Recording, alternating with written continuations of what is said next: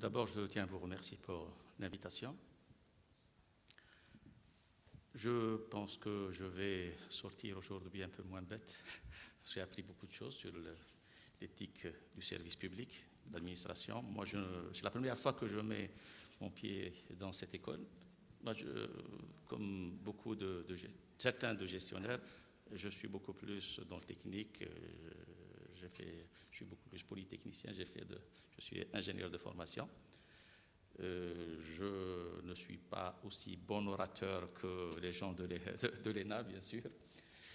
Et c'est vrai que quand on parle d'éthique du service public, quand on parle service public, c'est l'administration. L'administration, pour l'opérateur économique que je représente, je suis président de l'Union nationale des entrepreneurs publics, c'est un partenaire souvent, et des fois, c'est beaucoup plus une entrave. Je vais citer un petit exemple récemment pour ce qui est de l'administration, et parce que tout à l'heure, mon ami Agli avait parlé de la confiance. Il y a un problème de confiance actuellement qui se pose et qui fait qu'on accentue ce problème de bureaucratie, je dirais, pour ne pas parler d'autre chose. Je ne citerai pas d'endroit pour ne pas gêner des gens, mais la société que j'ai l'honneur de présider depuis un certain temps, de diriger, on devait investir dans une usine au fin fond du Sud. C'est quelque part, c'est vraiment isolé. On a eu toutes les autorisations et à la fin, il nous fallait de l'acte de concession pour lancer cet investissement qui est de l'ordre de 50 millions de dollars aussi. Créer de l'emploi. Et une fois que j'avais rappelé le wali de cette wilaya, il a insisté pour qu'on nous libère rapidement pour l'acte de concession. On a eu un avis défavorable. Entreprise publique qui investit. Pour quel motif ? Un problème d'urbanisme. Quand tu m'as rappelé le wali, j'étais fi Janaza, Sidi Yahya, j'avais Haïdara, l'urbanisme de Haïdara en face. C'est pas ce qu'il y a de mieux comme partout, hein, comme ça a été construit. J'ai dit, bon, quand même, on parle d'urbanisme ailleurs. Pourquoi ? Parce que peut-être qu'on ne veut pas. On ne veut pas donner. D'accord, parce que quelqu'un se cache derrière quelque chose qu'il considère comme un justificatif pour ne pas donner d'autorisation. C'est juste pour ça. Donc, il y a ce problème de confiance déjà qui existe. Bon. D'abord, il faudrait qu'il y ait une volonté politique qui va par la suite se concrétiser au niveau du terrain. Il faut une volonté forte. Parce que dans l'économie, à chaque fois qu'on voit des politiques ailleurs, quand on parle de l'emploi, chez nous, ça a été toujours sous une autre forme que l'économie.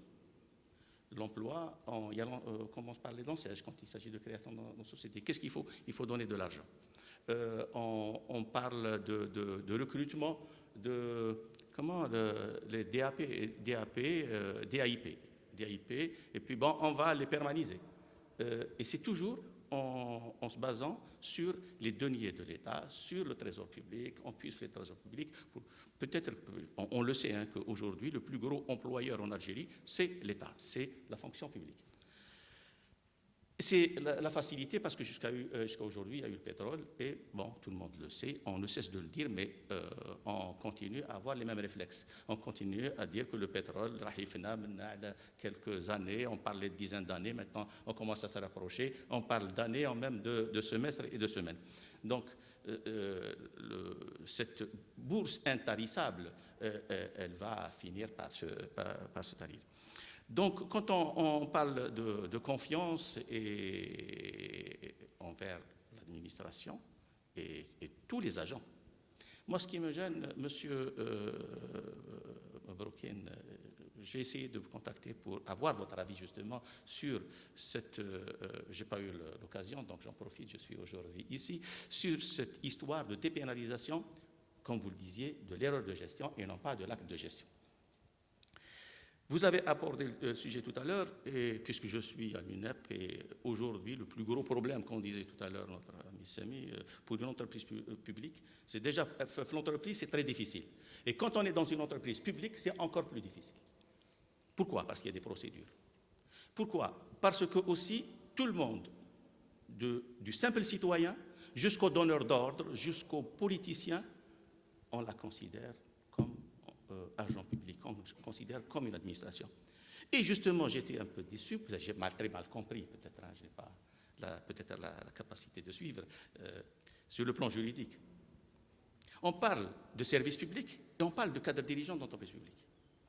Je ne vois pas, pour moi, je ne vois pas la liaison. Comme je suis dans l'économie, je ne suis pas dans l'administration, je n'arrive pas à suivre. J'aimerais bien être éclairé sur ça, parce que pour moi, il est important d'ouvrir et d'en finir avec ce chantier de dépénalisation de l'erreur de gestion. Sinon, il vaut mieux liquider le secteur public économique. Il ne faut pas le garder.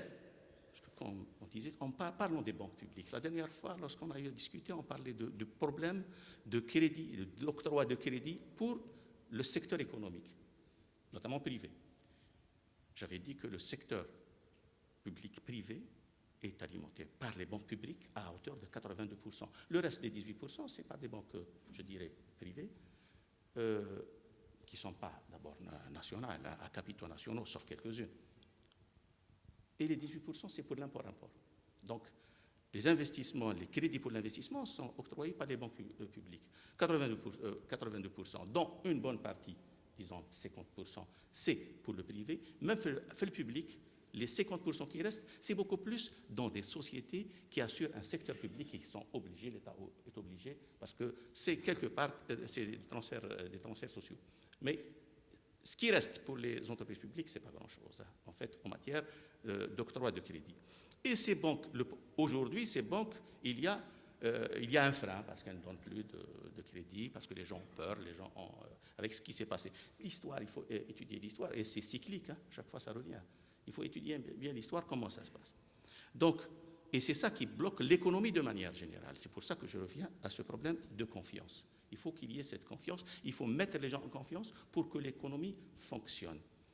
Et quand on parle de service public, on parle de gestionnaire, de cadre dirigeant, moi ça me fait un peu mal, hein, parce que sinon on ne pourra pas continuer à évoluer, parce qu'à chaque fois, quand on parle d'administration, on fait toujours on ne fait pas la distinction justement entre l'entreprise publique économique et l'administration. À tel point que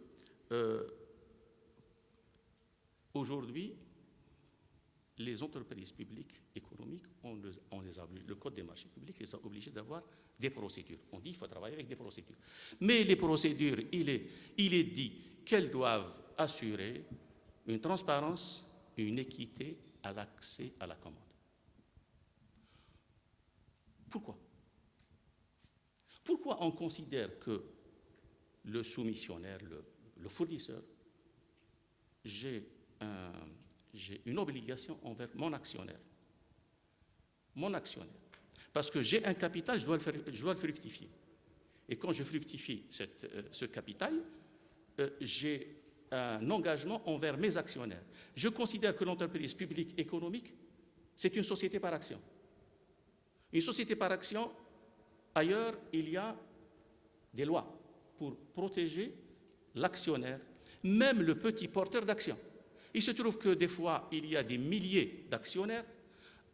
En ce qui concerne l'entreprise publique économique, au lieu que ce soit des milliers, c'est le Trésor public qui représente 40 millions d'Algériens. Mais ces lois qui ont été faites pour protéger l'actionnaire, le petit actionnaire, qui n'est pas dans le conseil d'administration, qui n'est pas dans la gestion d'entreprise, contre les différents abus de biens sociaux, je pense qu'on peut bien l'appliquer pour l'entreprise. Mais est-ce qu'il y a dans ces procédures de ces grandes entreprises internationales l'équité à l'accès à la commande de tout fournisseur? Non, je me dois de me justifier envers mon actionnaire qui est l'État. Est-ce que j'ai bien fait de choisir tel ou tel autre soumissionnaire ou non? Mais pas vis-à-vis du soumissionnaire. C'est pour ça qu'à chaque fois qu'on parle service public, quand on parle de l'administration, et il y a cette confusion, et on ne peut pas traiter le dossier de la dépénalisation de l'erreur de gestion sans qu'il soit lié à la gestion des capitaux marchands de l'État. Il faut, à travers vous, monsieur le professeur en droit, faire, et chez les économistes aussi, définir réellement c'est quoi les capitaux marchands de l'État et l'intervention de l'État dans cette gestion. Prenons les banques publiques, je reviens aux banques publiques. On a, comment on appelle, pour le capital, quelle est la valeur du capital par rapport à tout ce qui est octroyé comme crédit. Bon, c'est descendu récemment à 2%, je suis pas financier. Les réserves. À 2%. Donc, oui. À 2%. Donc, en fait, l'argent des banques, c'est l'argent des épargnants. C'est comme la banque privée. Hein. Là, maintenant, c'est 2%. C'est comme la banque privée. Donc, en fait, l'État, il n'a que 2%. Le reste, c'est l'argent des citoyens et des épargnants, au même titre que n'importe quelle banque privée. Vous savez que dans l'affaire Khalifa Bank, quand le caissier a dit كيفاش جا عطيت الدراهم للPDG قال لهم دراهم. C'est une banque privée. قالوا وين كنت تخدم؟ قالت له في السي بي ا. في السي بي ا قالوا كان يجيك الPDG تعطي له دراهم. Non, دراهم الدولة. Voilà l'approche que tout le monde a. Et il est impératif qu'on change cette approche si on veut que l'entreprise publique, parce que je disais la dernière fois 30%, 20%, 25%, c'est énorme dans le PIB et dans l'activité nationale, cet impact c'est l'entreprise publique. Et si on la néglige, ben, on a deux solutions. Soit il faut privatiser, avoir le courage de privatiser, l'essentiel c'est de trouver la forme de privatisation, soit il faut libérer, comme font les Chinois, le modèle chinois, comment ils gèrent les entreprises. Bon, on essaye de voir des différents modèles, parce que récemment, ça fait 2-3 ans, j'ai reçu, dans un cadre de partenariat, un homme de l'IGF en Espagne, l'équivalent de l'IGF en Espagne, ils sont venus avec l'IGF Tawana, et je leur ai posé la question, est-ce que vous auditez les entreprises publiques économiques? Ils ont dit oui. J'ai dit, est-ce que ces entreprises évoluent dans un cadre concurrentiel? Ah non, c'est pas ça, on n'a pas ça. C'est pas la même approche. Une entreprise qui évolue dans un environnement concurrentiel, la Constitution l'a dit, il n'y a pas de différence. Il n'y a pas de différence dans les droits et dans les devoirs. Il faut qu'un gestionnaire, J'aimerais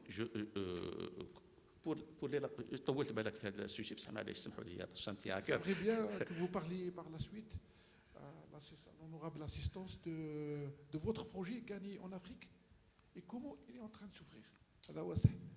C'est un projet gagné par Consider en Afrique. Non, voilà. Mais je dis, parce que ce que je dis, c'est ça c'est tout ça, c'est cette approche. Bon. J'y vais directement. Tout à l'heure, c'est pour ça que je disais tout à l'heure, il y a les moyens. Est-ce que la fin justifie les moyens? Tout à l'heure, professeur Saïd, vous avez dit que pour intéresser les membres des commissions, etc., il n'y a pas moyen de les rémunérer. Donc, qu'est-ce qu'on fait? Des heures supplémentaires. Vous avez dit que c'était illégal. On vit à cette situation. Parce qu'il y a des choses qui sont à la limite. Mais si je veux concurrencer une entreprise du secteur privé, je suis obligé de faire. Comment je dois faire pour Consider? Je suis PDG de Consider. Elle a 40 000 travailleurs. Il faut que j'assure l'emploi de terre. Il faut que je décroche des marchés. Mais si une entreprise privée ou étrangère, il y a une différence. Et encore, ils sont moins chers. Une entreprise nationale, moins chère d'un dinar à l'ENA, on n'a pas le marché. On ne nous fait pas de cadeaux. Donc, est-ce que vous trouvez normal qu'on n'ait pas les mêmes procédures de gestion? Il faut réformer ça. Et donc, si je reviens au secteur, au service public, une entreprise de prestation, aujourd'hui, il n'y a pas de différence dans certaines lois. Et on parle. C'est pour ça que tout à l'heure je disais, il faut qu'il y ait une volonté politique et il faut qu'elle se fasse accompagner dans la mise en place sur le terrain. travailler à l'étranger, on ne fait pas de différence entre, un fournisseur de produits et de prestations de services. Et pour aller travailler, c'est la croix et la bannière, surtout pour une entreprise publique, mais pour une entreprise privée, il faudrait, si elle doit respecter la loi dans tous les détails, il est impossible pratiquement. Tout ce qui va ramener des devises pour aller soumissionner, pour aller faire caution,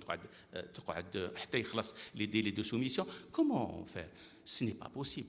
Et quand on est retenu, imaginez sur un projet. Quand on est retenu sur un projet, il faut commencer. Ici en Algérie, on signe un marché. Avant de signer, déjà, on est installé, on commence à travailler. Quand on signe, le compteur est Bdaimchi. C'est la même chose à l'étranger. Mais ici en Algérie, quand j'ouvre un chantier, je lui envoie de l'argent, il commence à travailler. Allez-y, envoyez des devises à l'étranger pour commencer un chantier avant qu'il ne vous paye. Et est-ce que le fait qu'il vous paye, c'est considéré comme étant une facture ou là c'est au DGD, une fois que le projet est arrêté et on fait tout le bilan pour rapatrier l'argent? Ça, on n'arrive pas à le concevoir.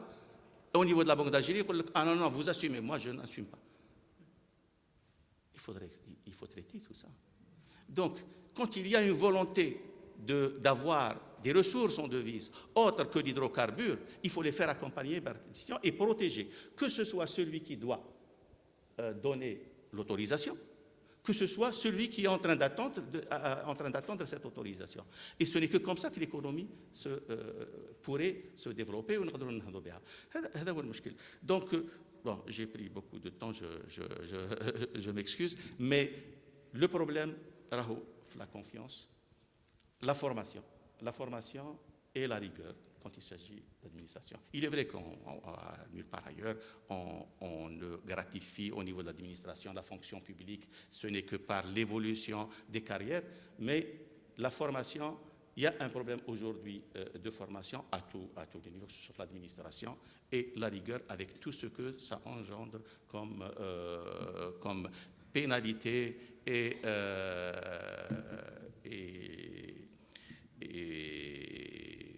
évolution dans la carrière. C'est la gestion des carrières des gens.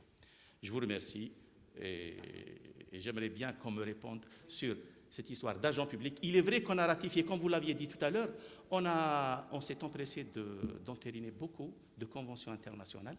Il est vrai que cette histoire d'agent public, que le PE est considéré, le travailleur de PE, quel cadre?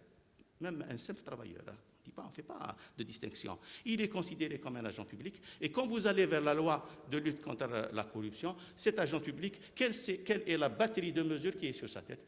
Et il y a même, à tel point qu'on a signé des conventions internationales, qu'il y a des contradictions entre le Code du commerce et la loi concernant la lutte contre la corruption. Et c'est pour ça que les entreprises, ceux qui osent, c'est Moussebilin, parce qu'il risque d'être contre Moussebilin. Ils osent, ils travaillent, et ceux qui sont prudents, ils bloquent l'entreprise et les gens vont chez eux. Le problème, c'est que quand une entreprise privée s'arrête, les gens rentrent chez eux et personne n'en parle. Mais l'économie nationale, on reçoit un coup, mais personne n'en parle. Quand c'est une entreprise privée, c'est la presse qui en saisit, et parce qu'on considère encore une fois que c'est l'État. Et je vous remercie.